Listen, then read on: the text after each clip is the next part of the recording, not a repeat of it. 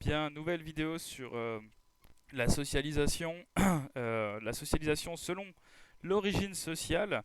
Et donc, on va commencer l'explication par ce petit document qui montre en fait les pratiques alimentaires en fonction du milieu social des individus. Donc à gauche, ici, vous avez des mères qui appartiennent aux catégories supérieures, donc cadres, professions intellectuelles supérieures, et ici, des mères qui appartiennent aux catégories populaires, employés et ouvriers notamment. Alors, je ne vais pas vous faire tout le document, mais en fait, ce qu'il faut retenir, c'est que la définition de ce qui est bon est différente en fait selon le milieu social. Ce qui est bon dans les milieux aisés, dans les catégories supérieures, c'est pas ce qui est bon forcément au goût, mais c'est ce qui est bon pour la santé. C'est-à-dire qu'en fait, on va avoir tendance à manger des plats en petite quantité, très équilibrés, avec des légumes. Euh, L'objectif, hein, c'est vraiment de préserver la santé parce que finalement on sait que c'est ce que préconisent les médecins et les personnes issues des catégories supérieures font confiance aux médecins tout simplement parce que culturellement et sur le plan des qualifications aussi, ce sont des personnes qui sont proches en termes de qualification et en termes de culture des spécialistes de la santé. Euh, à l'inverse, pour les mères appartenant au milieu populaire, la tendance c'est plutôt à l'abondance, hein. C'est-à-dire qu'un plat déjà est bon quand il est bon au goût, c'est-à-dire que finalement un plat qui est bon au goût, c'est un plat qui peut être salé, épicé, et il faut des plats abondants parce que finalement, culturellement, dans les milieux populaires, la nourriture est là pour renouveler la force de travail, hein. Les ouvriers, quand ils rentrent, en fait, ils ont besoin de manger en abondance des féculents, des protéines, parce qu'ils ont un travail qui est extrêmement physique. Donc, ils ont besoin de retrouver, de reprendre des forces pour pouvoir repartir ensuite au travail. Et donc, un plat qui est bon dans les milieux populaires est un plat qui est abondant et qui est entre guillemets bon au goût, c'est-à-dire assez salé ou assez sucré en fait, hein. Il faut voir aussi que dans les milieux populaires, il y a cette tradition, hein, qui se transmet de génération en génération avec la peur de la faim. Ce qui n'est pas le cas dans les milieux aisés. Dans les milieux populaires, hein, certaines générations ont connu des moments entre guillemets difficiles concernant la nourriture, et donc on a peur de cette faim-là, et donc on va toujours manger, on va avoir tendance à manger en abondance. Ensuite, deuxième chose assez intéressante, et je vais utiliser des petites images pour illustrer ça, dans les milieux populaires, dans les milieux pardon, supérieurs, aisés, euh, comment dire, un plat est beau quand il est esthétique. Il y a, en fait, si vous voulez, une notion d'art euh, derrière l'alimentation au sein des milieux aisés. Euh, alors que dans les milieux populaires, encore une fois, le plat, il va être bon, il va être utile, il va être bon entre guillemets parce qu'il va être utile, je devrais le dire comme ça. C'est-à-dire qu'il faut vraiment qu'il soit abondant, que le fait que le plat soit beau n'est pas important, on n'est pas dans l'esthétique, hein. On est dans le pragmatisme, c'est-à-dire qu'il faut que ce soit utile, il faut que le plat renouvelle la force de travail. Alors, je vais prendre cette image-là, ce sera plus simple pour vous faire comprendre le truc, je pense. Ici, vous avez deux images. Le hamburger, qui est un plat généralement apprécié des classes populaires. Vous voyez, hein, très gras, très lourd, bon au goût parce que sucré et salé. Euh, voilà, et là on a de l'abondance, on a des protéines, on a des féculents, voilà.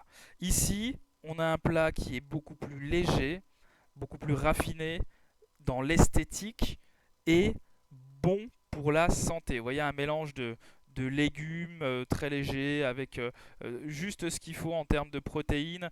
Voilà. Et donc ici, cette image, comment dire, je trouve, hein, illustre bien la différence entre ce qui est bon dans les catégories populaires et ce qui est bon et beau dans les milieux aisés.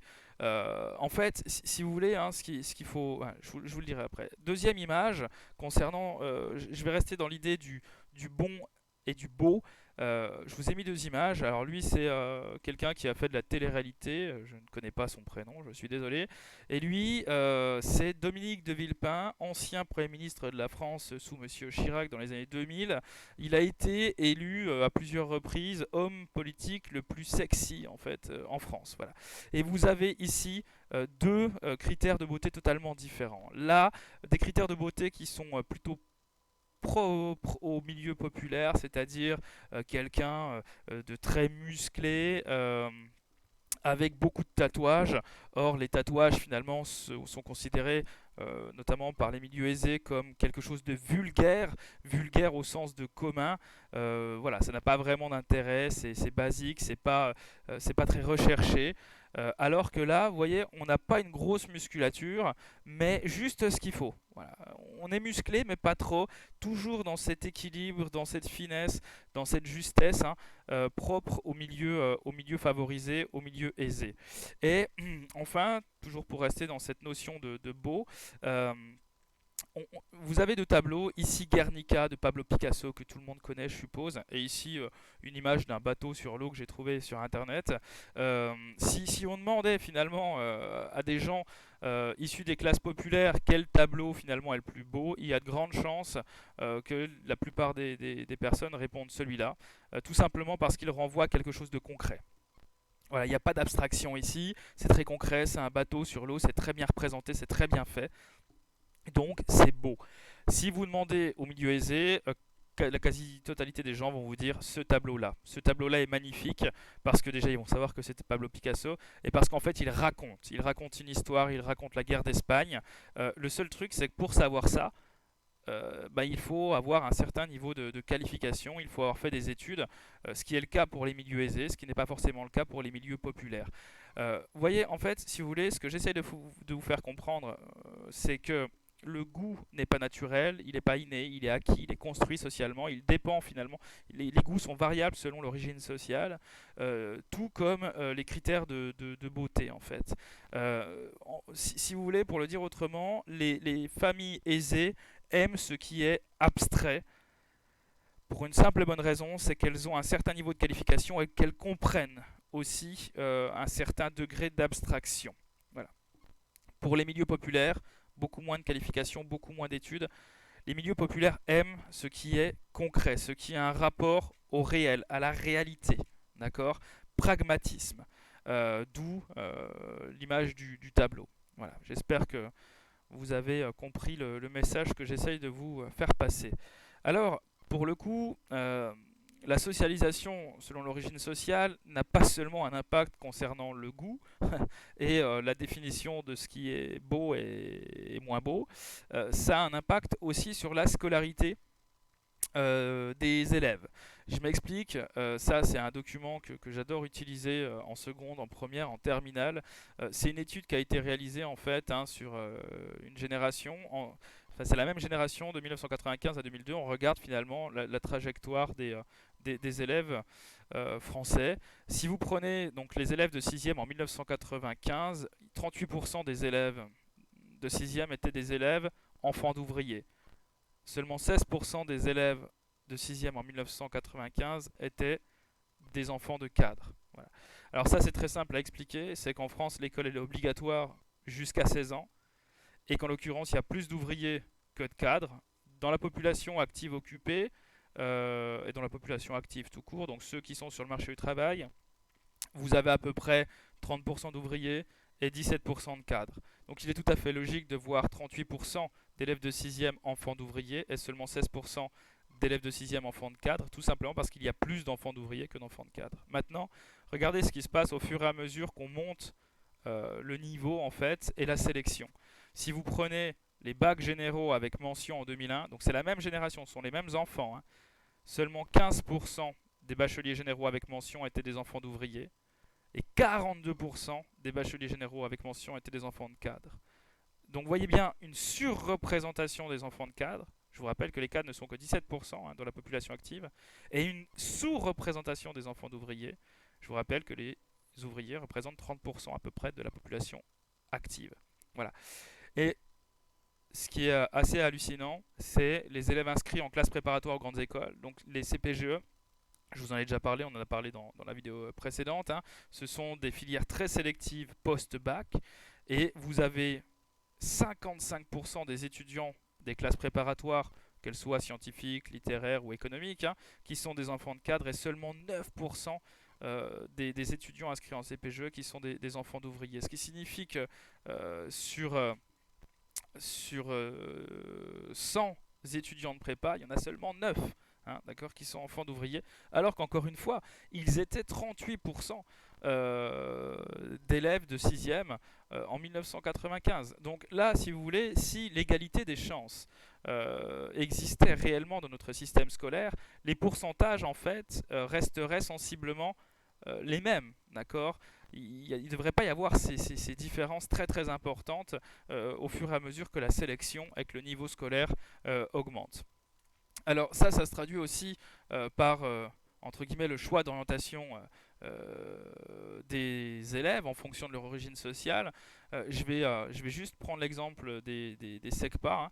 Regardez en SECPA, donc là en noir vous avez le pourcentage, la part des enfants d'ouvriers et de cadres, hein, selon les filières. Donc en SECPA vous avez 45%, d'accord, 45% des enfants de SECPA qui sont des enfants d'ouvriers, et vous avez 3-4% des enfants de SECPA qui sont des enfants de cadres supérieurs. Et si vous prenez l'université, ben, c'est le contraire, vous avez 35% des étudiants à l'université qui sont des enfants de cadres et seulement 10% des étudiants à l'université qui sont des enfants d'ouvriers. Donc vous voyez bien en fait qu'il y a des inégalités scolaires assez importantes. La France, hein, d'après les dernières enquêtes, la France fait partie des pays au monde parmi les plus inégalitaires en termes de réussite scolaire, c'est-à-dire que notre école reproduit les inégalités sociales voilà, présentes dans la société. Alors, il y a deux explications à cela. La première explication que je vais vous donner, c'est celle d'un grand sociologue français qui s'appelle Pierre Bourdieu, qui est décédé en 2002, hein, qui est très très très très utilisé en sociologie et très utilisé par les professeurs de sciences économiques et sociales. Bourdieu en fait a travaillé dans les années 60-70 sur les inégalités scolaires et il les explique avec cette notion-là, la notion de capital culturel. En fait, le capital culturel, c'est l'ensemble des qualifications intellectuelles transmises par la famille et l'école. Et en fait, si vous voulez, le capital culturel présent dans les familles aisées, dans les familles riches, n'est pas du tout le même que le capital culturel transmis dans les familles populaires. En gros, si vous voulez, Bourdieu nous explique que l'école va transmettre une culture légitime qui est une culture bourgeoise. La grande littérature, la grande musique, par exemple, hein. Cette culture bourgeoise, on la retrouve dans les milieux favorisés, dans les milieux aisés. Alors que dans les milieux populaires, la grande musique ou la grande littérature est très peu présente. Et donc, il y a du capital culturel, mais ce capital culturel n'est pas du tout finalement en accord avec la culture transmise à l'école. Conclusion de l'histoire, quand vous êtes issu d'une famille aisée et que vous êtes habitué à avoir la culture entre guillemets bourgeoise, quand vous arrivez à l'école, vous êtes un petit peu chez vous. On parle le même langage, d'accord. Le langage aussi, hein, pour le coup, transmis par la famille est fondamental. Dans les milieux aisés, on va avoir tendance à utiliser un vocabulaire soutenu qu'on retrouve chez les professeurs, et donc mécaniquement, les enfants issus des familles bourgeoises étant habitués à ce langage-là, ils vont comprendre très très rapidement finalement ce que disent et ce que demandent les enseignants. Alors que dans les milieux populaires, on a plutôt tendance à utiliser un langage, un vocabulaire plutôt familier, assez éloigné finalement du vocabulaire institutionnel de l'école. Et donc, Bourdieu dirait que les enfants des familles populaires, quand ils arrivent à l'école, c'est comme s'ils devaient apprendre une nouvelle langue. Voilà. C'est comme si les enseignants parlaient une langue étrangère. Donc mécaniquement, s'il y a déjà une barrière au niveau du langage, c'est beaucoup plus difficile pour eux de comprendre et d'assimiler finalement les savoirs transmis par l'école. Alors, ce capital culturel, finalement, il se décompose en trois formes de capital. Le capital incorporé, qui correspond à la manière de se tenir, à la manière de parler. C'est ce qu'on appelle l'habitus en sociologie. Je ne vais peut-être pas détailler ici plus, c'est pas forcément nécessaire. Vous avez le capital culturel qu'on appelle objectivé, Donc ça, ce sont les biens culturels possédés par les familles. Celui que je donne toujours en exemple, c'est la bibliothèque, hein. Voilà. Généralement, dans les milieux bourgeois, dans les milieux aisés, il y a toujours une grande bibliothèque. Dans les milieux populaires, pas forcément. Et s'il y en a une, on ne retrouve pas forcément les mêmes livres que dans la bibliothèque des milieux aisés, hein. Voilà. Et puis ensuite, le capital culturel qu'on appelle institutionnalisé, c'est-à-dire les titres scolaires des parents. Bien évidemment, plus vous allez avancer dans les études, plus les exercices et les savoirs à comprendre et à maîtriser sont complexes.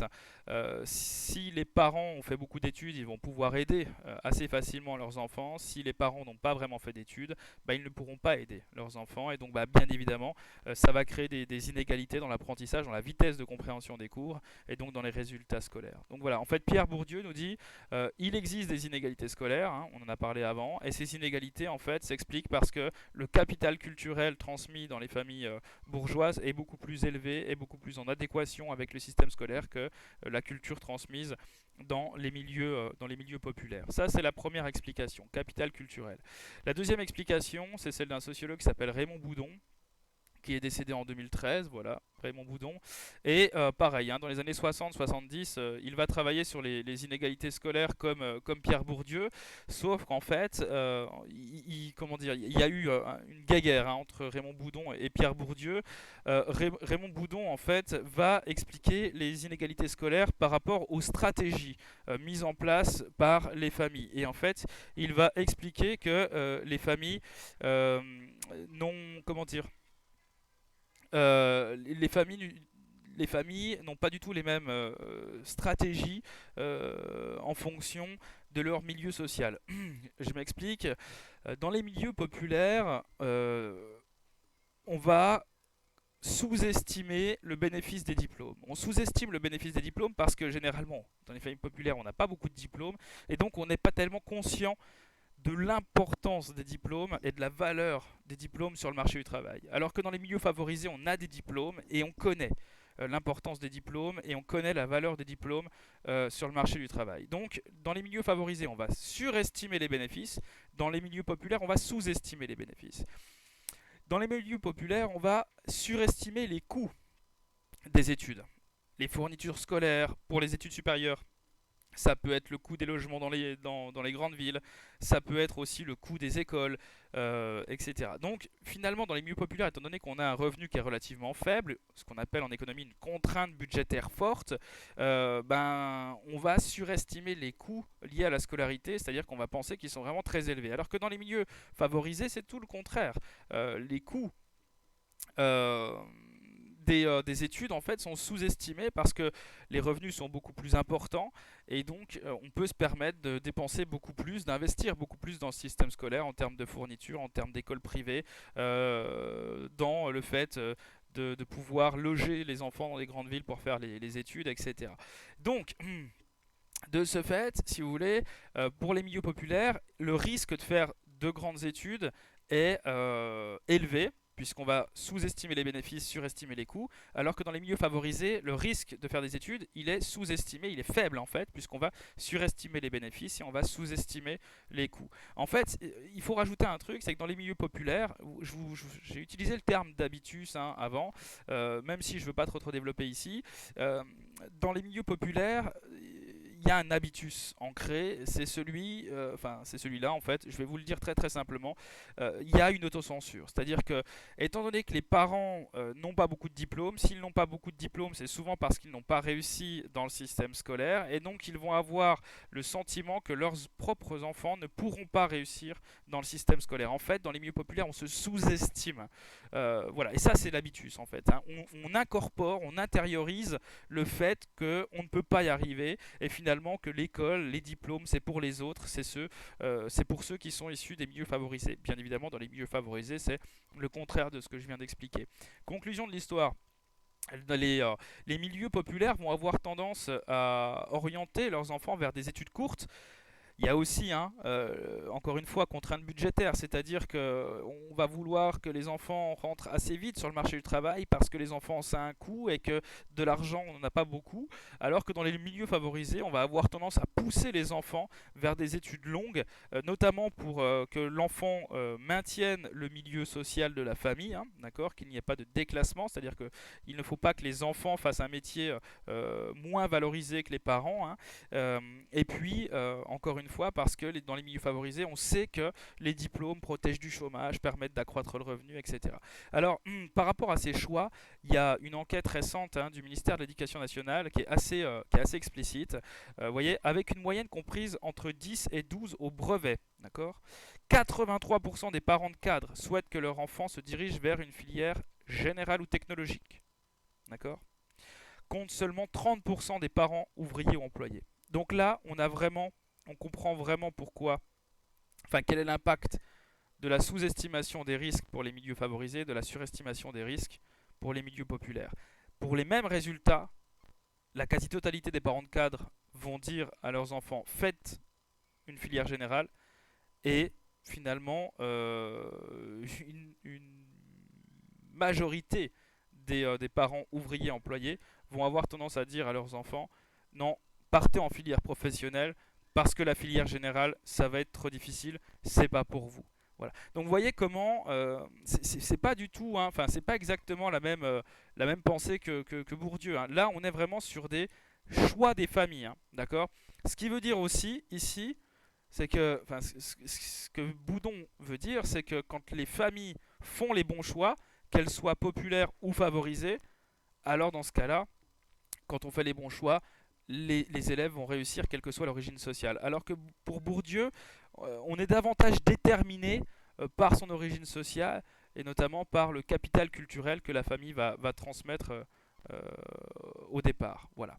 Et juste pour terminer là-dessus, j'espère que vous avez compris la distinction entre Bourdieu et Boudon. Alors en sachant que les deux, les deux théories sont complémentaires en fait, hein. Les deux sociologues ne s'opposent pas, ils se complètent en fait, hein. Il y a un cumul des deux logiques dans la création des inégalités scolaires, à la fois des inégalités en capital culturel qui expliquent les inégalités scolaires et en même temps des stratégies différentes selon le milieu social d'origine des élèves et des étudiants. Et juste pour terminer ce document 7, pratique culturelle et origine sociale, je vais pas tout détailler avec vous parce que vous avez dans le cours, mais regardez bien, hein.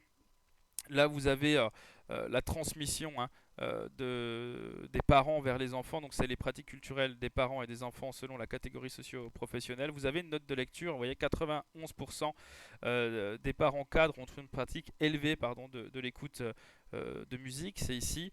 Et donc, ben, ça rejaillit, hein. Vous avez 80% des enfants de cadres qui ont une pratique élevée de la musique. Alors, si on prend la lecture, hein, vous avez 80% des parents cadres qui ont une pratique élevée de la lecture, 50% en gros des enfants de cadres.